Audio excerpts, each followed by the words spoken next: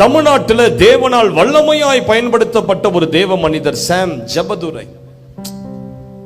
அவர்தான் என்னுடைய ஆவிக்குரிய தகப்பன். அவருடைய ஏராளமான புத்தகங்களை நான் வாங்கி வாசித்தது உண்டு. சாம் ஜெபதுரை.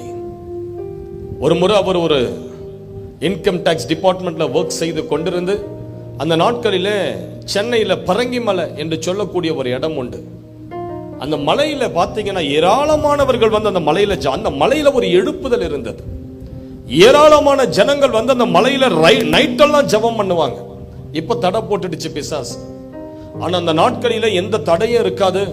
ஜனங்க குடும்பமா சபையா நண்பர்கள் குழுக்களா வந்து ஒவ்வொரு மரத்தடியில உட்கார்ந்து இரவெல்லாம் முழங்கால் படியிட்டு ஜெபம் பண்ணுவாங்க. அப்போ இந்த சாம் ஜெபதுரையும் அவருடைய நண்பரும் அந்த மலையின் மேல வந்து ஒரு மரத்தடியில உட்கார்ந்து இரவு முழங்கால் படியிட்டு ஜெபம் பண்ணி கொண்டிருக்கிறாங்க. நல்ல ஆண்டவரை பாடி ஆராதித்து கொண்டிருக்கிற நேரத்தில் திடீரென்று அவருடைய நண்பர் கைகளை தட்டி சொல்றாரு, இயேசுவே இயேசுவே இயேசுவே இயேசுவே, ஐயோ நீர் எவ்வளவு அழகா இருக்கிறீர், ஐயோ உங்களை பார்க்க முடியல, எவ்வளவு அழகா சிரிக்கிறீங்கன்னு கத்த ஆரம்பிச்சிட்டார். சாம் ஜெபதுரை கண்ணை திறந்து பார்க்கிறாரு. அடட, என்ன நடக்குது? இயேசு இவர் கண்ணுக்கு தெரிகிறாரு போல, ஆண்டவருடைய கண்களுக்கு வராரு போல. அவர் ஆண்டவர் அப்படியே குறிச்சு வர்ணிக்கிறத இவர் கேட்கிறார். ஐயோ உங்க உடை எவ்வளவு வெளிச்சமா இருக்குது, நீங்க சிரிக்கும் போது எவ்வளவு அழகா சிரிக்கிறீங்க, உங்க முடி எவ்வளவு கருநீரமா இருக்குது, ஆண்டவரே கூர்மையான முகம் உமக்கு உண்டு, எவ்வளவு பிரகாசமான வஸ்திரத்தை அணிஞ்சிருக்கீங்க. அவர் அப்படியே ஆண்டவரை பார்த்து அதை சொல்ல சொல்ல சொல்ல சொல்ல சாம் ஜெபதுரைக்கு ஒரே துக்கம். நானும் தானே ஜெபிக்கிறேன், என் கண்ணுக்கு மட்டும் தெரியாத அந்த ஆளு கண்ணுக்கு மட்டும் உங்களை காண்பிக்கிறீங்களா ஆண்டவர், இது உங்களுக்கு நியாயமா? ஜெபம்லாம் முடிஞ்சு சாம் ஜெபதுரை கேட்டாரா, என்ன நடந்தது உங்களுக்கு, ஏன் இயேசுவேன்னு கத்துனீங்க? அவர் சொன்னாரா, ஐயோ சாம், இயேசுவை நான் பார்த்துட்டேன், அப்படியே வந்து நின்னார் என் எதிர்க்க, பிரகாசமான வஸ்திரம், அவர் நிற்கும் போது அவருடைய மகிமையெல்லாம் என் மேல இறங்கி வந்தது. நான் பூமியில இருந்தனா பரலோகத்துல இருந்தனான்னு எனக்கே தெரியல, அவருடைய மகிமை என்னை முழுவதுமாய் நிரப்பியது. இதை சொல்ல சொல்ல அவருக்கு மன துக்கம் வந்துடுச்சு. சாம் ஜெபதுரைக்கு துக்கத்தோடு மலையிலிருந்து கீழே இறங்கி வந்தார். வீட்டுக்கு வந்தார், ஒரே புலம்பினார். அந்த ஆளுக்கு மட்டும் உங்களை காண்பித்து எனக்கு காண்பிக்கலையே, நான் என்ன பாவம் செஞ்சேன், நான் என்ன தவறு செஞ்சேன், ஏன் எனக்கு மட்டும் நீங்க வெளிப்படல ஆண்டவரே, உங்களை நான் எப்படியாவது பார்த்தே ஆகணும்னு சொல்லி மறுநாள் ஆபீஸுக்கு போனார். தன்னுடைய ஆவிக்குரிய தகப்பனுக்கு போன் செய்தார். கேட்டார், ஆண்டவர் இந்த மாதிரி நேத்து அந்த ஆளுக்கு மட்டும் காண்பிச்சு எனக்கு அவரை காண்பிக்காத போயிட்டார், நான் ஆண்டவரை பார்த்தே ஆகணும், நான் என்ன செய்வது சொல்லுங்க. அவர் சொன்னார், சாம் 21 நாள் உபவாசித்து ஜெபம் பண்ண, ஆண்டவர் நிச்சயமா உனக்கு தன்னை வெளிப்படுத்துவார், ஆண்டவரை நிச்சயமா நீ பார்ப்பாய். போனாரு, வேலை மேல எவ்வளவு லீவ் இருக்குதுன்னு கேட்டாரு. கரெக்டா 21 நாள் லீவ் இருக்குது. 21 நாள் லீவையும் அப்ளை பண்ணாரு. பைபிளை எடுத்தாரு, புத்தகங்களை எடுத்தாரு, ஒரு பேக்கை எடுத்தாரு. மனைவி பிள்ளைகளை பார்த்து சொன்னாரு, நான் உபவாசித்து ஜெபிக்க போகிறேன், யாரும் என்ன தேட வேண்டாம், 21 நாட்கள் நான் உங்ககிட்ட யாருகிட்டையும் பேச போறது கிடையாது, ஒரு அறையில ஜெபிக்க போறேன்னு சொல்லி ஒரு சபை கிட்ட பேசி அந்த சபையின் கீழ்த்தளத்துல ஒரு ரூம்ல கதவை பூட்டிக்கிட்டு ஜெபத்துல உட்கார்ந்துட்டார்.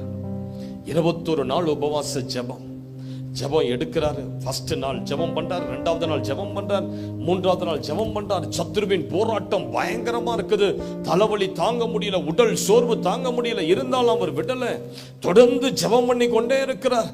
இப்பயாவது ஆண்டவரை பார்ப்பேனா? 5வது நாள் தாண்டுது, 8வது நாள் தாண்டுது, 10வது நாள் தாண்டுது, 15 நாட்கள் தாண்டியது. ஜெபித்து பைபிள் வாசித்து அந்நிய பாஷையில பேசி ஆராதிக்கிறாரு. அவர் பாவங்கள் எல்லாம் அறிக்கை செய்யறார், என்னென்னமோ செய்து பார்க்கிறார். நம்பிக்கை கூடிக்கிட்டே வருது. ஆண்டவர் இப்போ என் கண்களுக்கு முன்பதாக வரப்போகிறார். இன்று இரவு நான் அவரை பார்க்க போகிறேன். 20 நாள் போயிடுச்சு, 21வது நாள் கடைசி நாள். ஒரு நம்பிக்கை வந்துடுச்சு, இன்றைக்கு எப்படியாவது நான் ஆண்டவரை பார்த்துருவேன். இவ்வளவு நேரம் நான் அழுது 21 நாளும் அழுது ஜெபித்த என் ஜெபத்தை ஆண்டவர் நிச்சயமா கேட்டிருக்கிறார், நிச்சயமா ஆண்டவரை நான் தரிசிப்பேன். 21வது நாள் குளிச்சாரு, வந்தாரு, முழங்கால் படியிட்டாரு.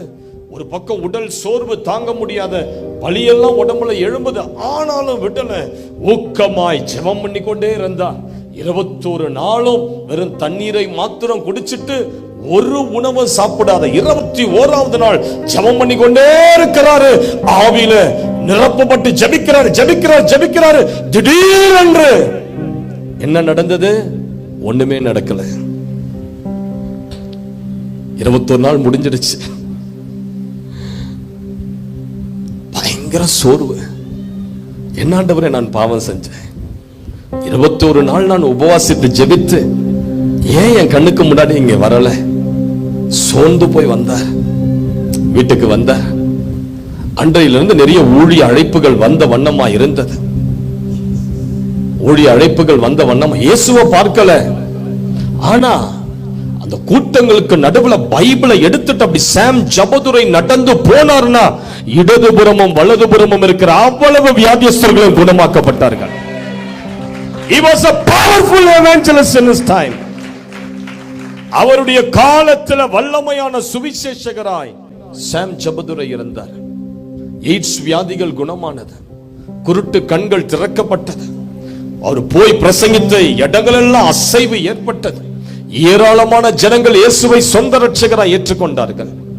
இயேசுவை பார்க்காவிட்டாலும் அவர் செய்த 21 நாள் உபவாச ஜெபம் ஒரு வல்லமையை கொண்டு வந்தது, மகிமையை கொண்டு வந்தது.